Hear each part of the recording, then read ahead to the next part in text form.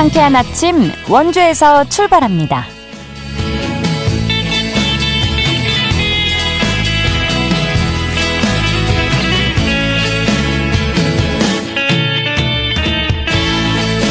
안녕하십니까. 8월 15일 목요일 KBS 원주방송국에서 보내드리는 상쾌한 아침 원주에서 출발합니다. 저는 진행의 이은주입니다.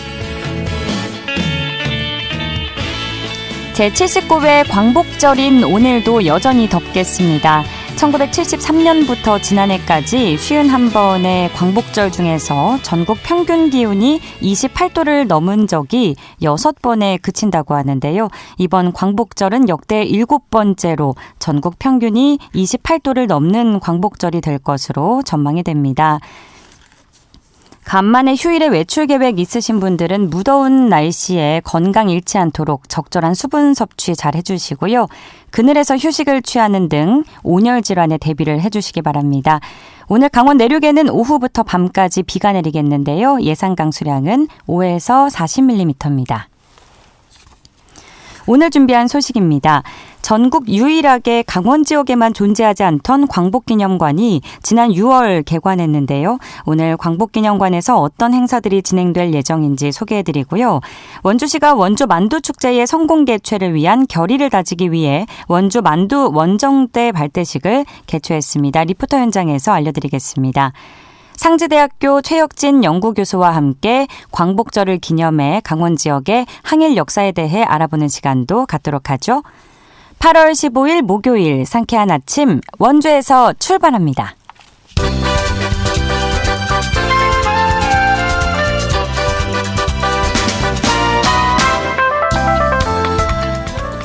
오늘의 뉴스입니다. 강원도는 오늘 강원대학교 백령아트센터에서 제79주년 광복절 경축 행사를 엽니다. 이 자리엔 광복회 강원도 지부 회원을 비롯한 독립유공자 가족과 보훈단체 관계자 등 1000여 명이 참석해 순국선열과 호국영령의 넋을 기립니다.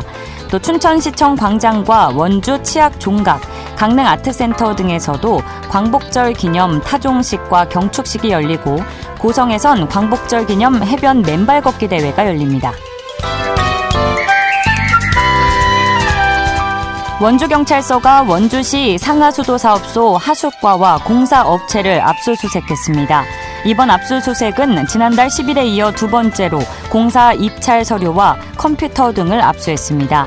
이번 압수수색은 원주천 좌안 차집관로 개선 공사를 할 하도급 업체를 선정하는 과정에서 뇌물수수와 외압 의혹이 있었다는 첩보에 따라 증거 확보를 위해 실시됐습니다. 평창 가스충전소 폭발 사고 관련자들이 검찰에 송치됐습니다. 강원경찰청 형사기동대는 평창의 가스충전업체 대표 김모 씨를 중대재해처벌법 위반 혐의로 검찰에 송치했습니다. 또 현장 소장과 충전소 직원 등 4명도 업무상 과실치사상 등의 혐의로 검찰에 송치했습니다. 이들은 올해 1월 가스 배관을 차량에서 분리하지 않은 채 출발시켜 충전소 폭발을 일으키고 5명의 사상자를 낸 혐의를 받고 있습니다. 오늘의 뉴스였습니다.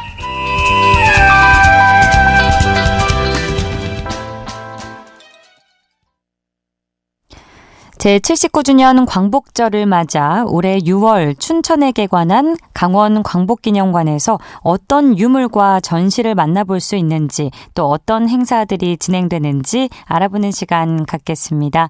광복회 강원지부 이찬해 사무국장 연결합니다. 사무국장님 안녕하십니까?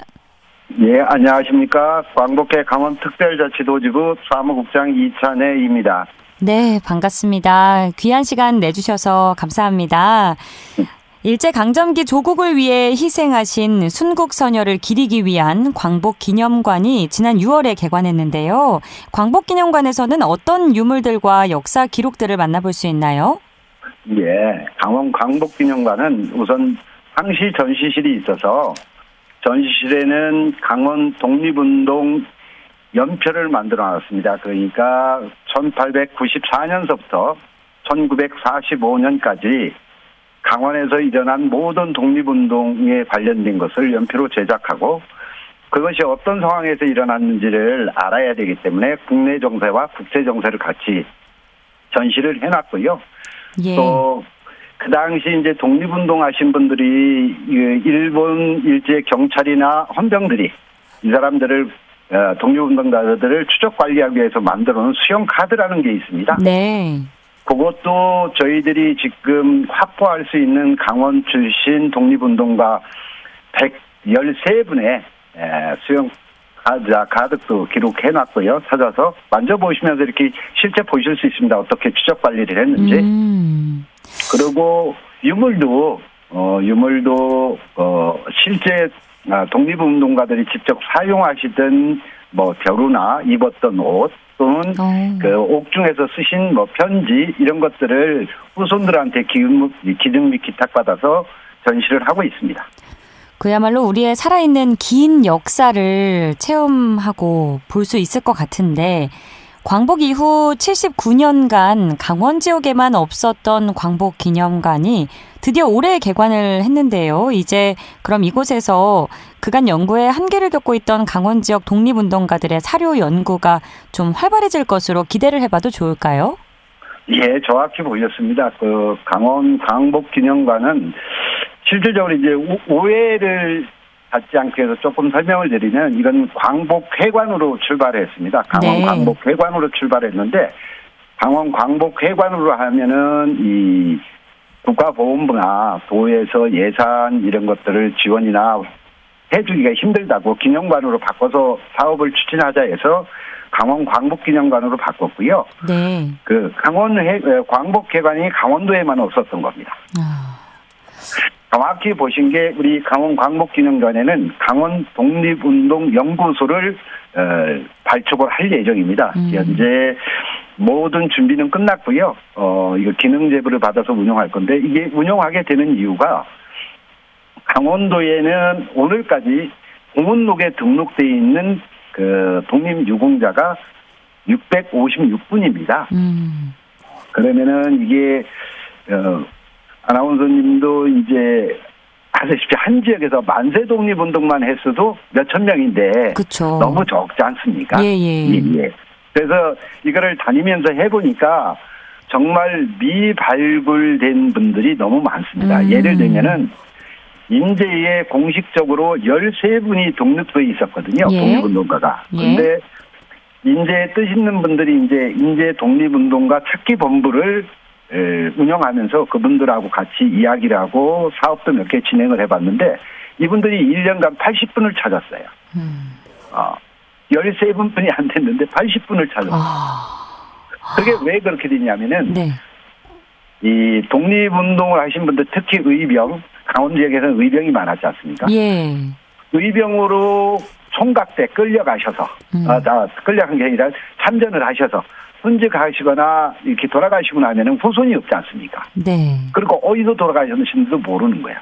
그러니까 발굴이 안 되고 있었고 만세 독립운동도 마찬가지거든요. 장날 같은 데 와서 딱 보니까 이거 주권을 찾자고 독립 만세 운동하는데 거기에 참여하셨다가 갑자기 뭐 투옥되거나 그때 일본 이놈들 그 총칼에 의해서 희생당하신 분들은 이게 발굴이 안 되는 거예요. 또 하나가 이 강원도에서는 안 되는 게 한국전쟁 때 치열한 전투가 일어났지 않습니까? 이 지역에서는.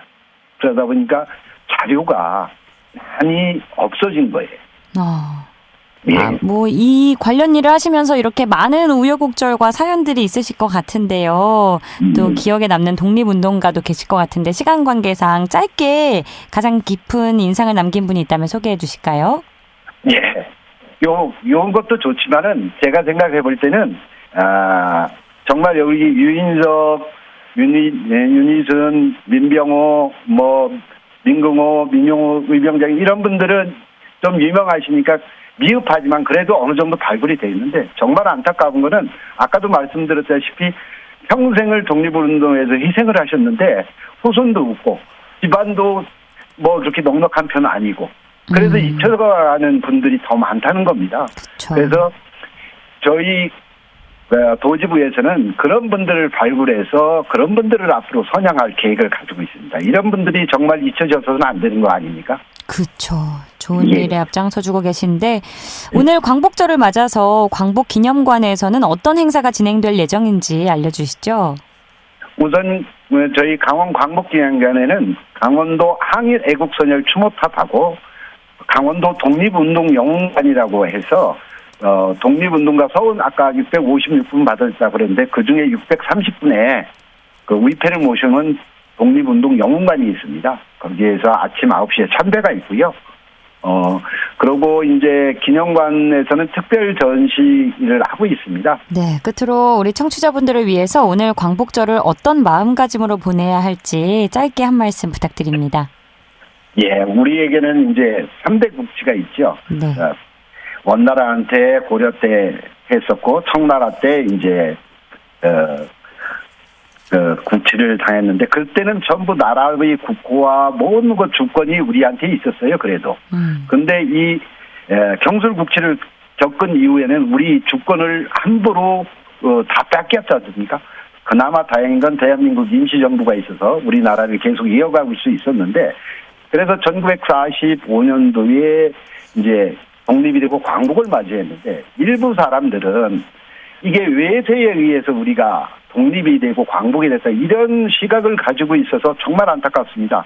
정말 우리가 대일 선전포고도 했고 대독 선전포고도 했고 국제 어떤 연합군으로 버마 전선이나 인도 전선에서 참전을 하면서 세계 평화에도 하면서 그런 기여가 다 있어서 우리가 광복을 맞이한 거거든요. 예. 근데 이런 거를 어떤 외세에 의한 어떤 광복인 것냥 이렇게 생각하는 게 제일 가슴 아픈데 이런 평생을 정말 자신, 가족 이런 걸 돌보지 않고 독립을 위해 헌신하신 분이 있기 때문에 오늘의 우리가 있다는 거를 잊지 마시고 꼭 태극기 개양해 주시고 8월 29일은 경술국시일이니까 좀 조기 좀 개양해 줬으면 좋겠습니다. 네, 사무국장님 말씀 마음속에 새기도록 하고요. 오늘 하루는 광복기념관에 방문해서 우리나라의 독립을 위해 애써주신 순국선열을 기리는 마음가짐으로 하루를 보내보면 어떨까 싶네요. 오늘 인터뷰는 여기서 마무리하겠습니다. 고맙습니다. 지금까지 광복회 강원특별자치도지부 이찬혜 사무국장과 이야기 나눴습니다. 알찬 정보, 생생한 현장의 소식을 전해드립니다. 리포터 현장. 원주시가 원주 만두축제의 성공적인 개최를 위해 만반의 준비를 하고 있는데요. 이에 원주시는 지난 7일 원주 만두 원정대 발대식을 개최했습니다. 자세한 소식 박다윤 리포터가 소개해드립니다. 어서 오세요. 네, 안녕하세요. 네, 올해로 2회째 개최되는 원주 만두축제. 아직 모르시는 분들을 위해서 축제 소개부터 들어볼까요?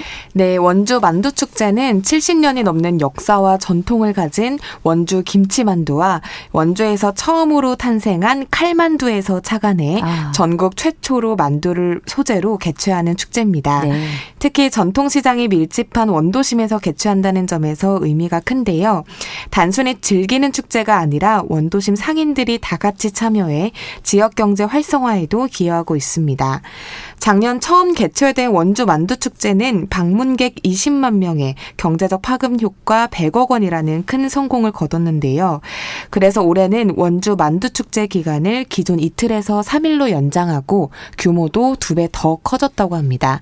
자세한 내용 원주시 경제진흥과 박명옥 과장 이야기 들어보겠습니다. 네, 저희가 이제 작년 처음으로 이제 축제를 개최했는데요. 생각보다 정말 대박이 났습니다. 올해는 좀 더 스케일을 키워서 원주 만두로 맛집 순례를 주제로 장소도 작년보다 2배 이상 확대해서 추진하고자 합니다. 풍성한 프로그램을 저희가 준비하고 있고요. 작년에 호응이 좋았던 원주 김치만두 만들기 체험, 또 만두 경진대회 외에도 이번에는 이제 만두왕쇼, 만두가수왕, 먹방쇼, 만두 창업 쇼케이스 등 다 언급하기 힘들 정도로 아주 다양하다 하겠습니다. 특히 전국 유일 그 만두를 소재로 한 축제이기 때문에 올해는 음식 부스를 만두로만 운영하고자 하는데요. 작년 2배 이상 규모인 그 60개의 만두 부스를 설치해서 축제장에서 다양한 맛의 만두를 맛보실 수 있게 준비 중입니다. 또 만두의 음식은 전통시장 내에 떡볶이 가게라든지 순대 다양하게 있거든요. 그래서 시장 내에 가게를 이용하시게 해서 축제하는 동안에 소외되는 업소가 없도록 우리 모두의 축제로 그렇게 만들 예정으로 있습니다. 원주시는 지난 7일 원주 만두 원정대 발대식을 개최하기도 했는데 이 원주 만두 원정대는 그럼 어떤 활동을 하게 되나요? 네, 원주 만두 원정대 발대식에서는 원주 만두축제의 성공적인 개최를 위한 선언문 낭독과 또 이번에 새로 제작한 만두송 합창이 있었는데요. 특히 발대식 이후에는 만두 가게들로 흩어져 직접 만두도 사 먹어보고 만두 부스 모집 홍보와 또 포스터 직접 만들어보는 활동을 하게 됩니다. 네. 만두 원정대는 읍면동별로 참여 희망자를 모집했고 일반 시민을 포함해 자생단체 등 다양하게 구성됐는데요. 25개 읍면동에서 103명의 원주 만두 원정대가 꾸려졌습니다. 앞으로 원정대는 만두 축제가 끝날 때까지 관내 만두 맛집을 발굴하고 또 축제 홍보도 다양하게 하면서 만두 성지 원주를 전국에 알리는 그런 만두 축제 홍보대사 역할을 수행할 예정입니다. 이어서 원주시 경제진흥과 박명옥 과장 이야기 들어보시죠. 원정대 분들의 적극적인 활동이 지역 주민의 관심과 또 참여, 기대감을 끌어올려서 원주 만두축제를 적극적으로 이렇게 참여하면서 서로 긍정적인 상호작용을 유발할 수 있을 거라고 저희가 기대를 하고 있고요.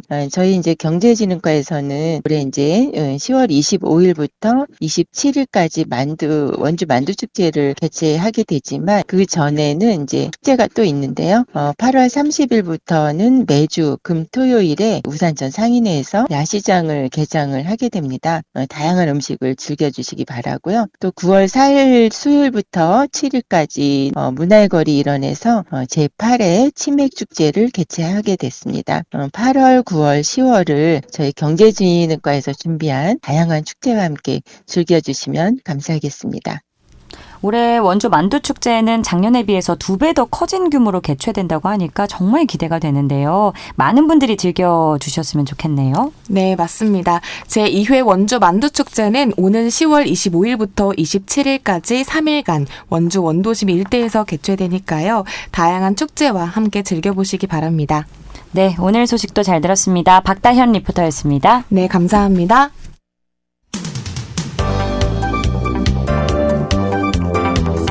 생생한 현장, 유익한 생활 정보를 전해드리겠습니다. KBS 원주라디오 상쾌한 아침 원주에서 출발합니다를 함께하고 있습니다. 상지대학교 최혁진 연구교수와 함께 제79주년 광복절을 맞아 강원 지역의 항일 역사에 대해 알아보는 시간 갖겠습니다. 지금 스튜디오에 나와 계신데요. 교수님 안녕하세요. 네, 안녕하세요. 네, 오늘도 귀한 걸음 감사합니다. 네. 먼저 원주 지역의 항일 역사에 대해 알아보도록 하죠. 원주 지역에서는 일제강점기에 어떤 항일 운동이 진행됐나요? 예, 시민분들께서는 잘 모르시겠지만요. 원주는 사실 항일 의병 운동의 중심지였습니다. 네. 원주에는 항일 의병 운동 관련 유적지도 여러 곳이 있는데요. 김사정 의병장의 묘소가 지정면에 있고요. 또 승려로 을미 의병에 참여했던 무총대사 부도탑이 치악산 구룡사 부근에 있습니다. 정미 의병 당시에 13도 창의군의 서울 진공작전에 참여했던 이은찬 의병장 추모비가 학성동에 있는데요. 안타깝게도 인근에 사시는 분들조차도 이런 곳이 있는지 모른다라는 게 현실이긴 합니다. 네. 예, 군대 해산에 저항하면서 해상 군인들을 이끌고 70여 차례의 전투를 치르다 순국한 민경호 의병장 묘소는 봉산동에 있습니다. 사실 항일 의병 운동은 3단계로 진행이 됐어요. 예. 1895년에 명성황후 시해 사건에 반대해서 일어났던 을미 의병이 있고요. 또 1905년에 대한제국의 외교권을 박탈하고 통감부를 설치한 것에 강력 반발했던 을사의병, 그다음에 1907년에 고종황제 강제퇴위와 군대 해산에 반대했던 정미의병 3단계로 구분이 되는데요. 예. 원주는 놀랍게도 이 3단계 의병이 모두 일어난 전국의 거의 유일무이한 지역이었습니다. 그리고 원주의 항일 의병 운동이 워낙 강력해서 일제가 강력하게 탄압을 했고요. 네. 그 탄압의 과정에서 주변으로 흩어진 의병들이 또 제천이라든가 춘천이라든가 충주라든가 주변 지역에 가서 또 새로운 의병 운동을 일으켰거든요. 네. 근데 이제 아쉽게도 이 원주 의병들이 영향을 미쳐서 이루어진 그 의병 운동이 활발했던 춘천이나 제천, 충주 등지에서는 의병 관련된 기념제들이 활발하게 이루어지고 있는데 정작 의병 운동의 대한민국의 중심이었던 원주에서는 의병들을 추모하는 그런 행사들이 별로 보이지 않아서 그 부분에 대해서는 원주시가 좀 신경을 써야 될 것 같습니다. 어찌 보면 그 70년대 원주가 반독재 민주화 운동의 의병의 상징적인 도시가 된 것은 네. 이런 역사성과 결코 무관하지 않다라고 생각을 합니다. 네, 네. 원주 감영이 있었고 감영에 있었던 대한제국군이 일제의 해산 명령을 거부하고 서울로 진공작전을 해서 일본군과 싸웠던 그런 어마어마한 역사를 간직한 도시라고 하는 것들, 그분들의 얼과 어린 시절에 그분들을 추억하고 추모했던 사람들이 다시 해방 이후에 반독재 민주화 운동의 불길로 이어졌던 게 아닌가 생각이 됩니다. 저도 반성을 해야겠네요. 제가 역사 공부를 열심히 했다고 생각했는데 몰랐던 사실들이 많습니다. 소개해 네. 주신 분 중에 민긍호 의병장은 조금 알겠는데 네, 다른 분들은. 민긍호 의병장은 기특하게도 우리 고등학생들도 추모를 하는 행사를 자발적으로 하고 그래서 그나마 좀 알려져 있고 그 외에도 의병운동에 참여했던 많은 분들이 네. 잊혀진 상태로 있다라고 하는 것이 안타깝습니다. 그렇군요. 당시에 안중근 의사 도움으로 두만강 건너 러시아로 가족들이 피신했고 지금은 카자흐스탄에 살고 있다고 들었는데 네, 저도 이렇게 얕은 지식밖에 없는데 오늘 덕분에 많이 배워갑니다. 깊은 지식입니다. 그 정도를 알고 계신 분들은 거의 없습니다. 감사합니다. 네. 원주에서 이렇게 다양한 의병 활동이 진행됐다는 사실을 모르는 분들이 많다는 점이 안타깝게 느껴지는데 앞으로는 많은 분들께서 이 부분에 더 관심을 기울여 주시고 이제 유적 관리에 더욱 철저하게 잘 이뤄지기를 바라고요. 다음은 강원특별자치도의 3.1운동 역사에 대해 이야기 나눠보겠습니다. 강원 지역에서 3.1운동 어떻게 전개가 됐나요? 강원도는 뭐 인구가 많지 않은 지역이고 산간이 많은 지역이라 크게 드러나진 않았지만 사실 3.1운동이 대단했습니다. 네. 그리고 이제 한반도의 북쪽에서 3.1운동이 또 활발하게 이루어졌었는데요. 서울에 시작이 돼서 그 북쪽의 3.1운동이 강원도를 통해서 남쪽으로 전파되는 또 중요한 교두보 역할을 했어요. 네. 3월 10일 철원에서 시작이 됐는데요. 3월 27일에 우리 원주 인근의 횡성, 28일에 춘천, 그리고 5월 9일에 양양에 이르기까지 강원도 전역에서 만세운동이 벌어졌습니다. 네. 당시에는 조직력이 있던 천도교와 기독교가 좀 중심이 됐고요. 신자들이 이렇게 조직이 돼 있으니까요. 유림과 청년학생, 농민들까지 참여해서 한 60일간 굉장히 강한 독립운동, 독립만세운동이 있었는데요. 네. 당시 기록을 보게 되면 얼마나 대단했는지 강원도 3.1 만세운동으로 검거됐다는 사람만 1,156명 정도로 추산이 되고요. 그리고 일제 자료니까 굉장히 축소가 됐을 텐데 그쵸. 사망자가 22명으로 기록이 돼 있습니다. 근데 아마 이제 실종이나 이런 걸로 인해서 굉장히 많은 사람들이 돌아가셨을 텐데 네. 일제는 이거를 최소 수준으로 아마 줄여서 기록을 했을 가능성이 높습니다. 예. 그 강원도 양양군의 경우에는 굉장히 강력한 또 시위가 있어서 무려 12명이 사망을 했고요. 수십여 분이 강제 구속이 돼서 뭐 이렇게 이제 경찰에서 계속 가둬놓고 있으니까 당시에 양양의 고 함홍기 선생님이 이 구속자들을 부당하게 너무 오래 구속시키는 것에 대해서 강력하게 항의하고 화로를 경찰서장한테 집어던지는 일까지 있었는데요. 네. 그 자리에서 옆에 있던 경찰이 함홍기 선생의 두 팔을 칼로 자르고 피살되는 사건까지 있었습니다. 이후로도 강원도에서 만세운동을 주도적으로 하셨던 분들은 가족들뿐만 아니라 재산도 모두 몰수돼서 모진 탄압을 일제 기간 계속 겪으셨기 때문에 이 강원도의 우리 3.1운동의 역사가 얼마나 대단했는지도 우리가 기억할 필요가 있습니다. 네, 교수님의 설명을 들으니까 더욱 그 현장이 생생하게 보이는 것 같고 더 감사한 마음이 생기네요. 네. 시간 관계상 마지막 질문 드려야 될 것 같은데 이제 일제강점기 현 강원자치도 지역에서 진행됐던 원산 총파업은 어떤 사건이었는지 설명해 주시죠. 예, 원산은 사실은 뭐 함남의 마지막 지역이기도 하지만 북강원 도에 지금 속해 있죠. 네. 원산 총파업이 굉장히 중요한 것 중에 하나는 일제 식민지 과정에서 이제 대한민국의 소위 그 산업화 과정들이 시작이 되는데요. 근데 일제의 수탈이 얼마나 대단했는지를 보여주는 사건입니다. 원산은 지금도 인구가 한 150만 되는 굉장히 큰 도시이고 공업 도시이기도 합니다. 네. 이 지역에 영국인이 경영하던 문평 제휴공장이 있었는데 간부들은 모두 일본인이었고 하위직 노동자들이 다 조선 사람들이었는데 인데요. 임금 체불도 심하고 그다음에 멸시, 차별 이런 것들이 대단했어요. 그래서 이제 엄청난 그 파업이 벌어집니다. 네. 근데 원산 총파업을 일본이 총력을 다해서 이 맞아요. 해체를 하려고 했는데 왜 그랬냐면 원산의 노동조합 운동은 대단했던 게 네. 독립운동과 결합이 돼 있었어요.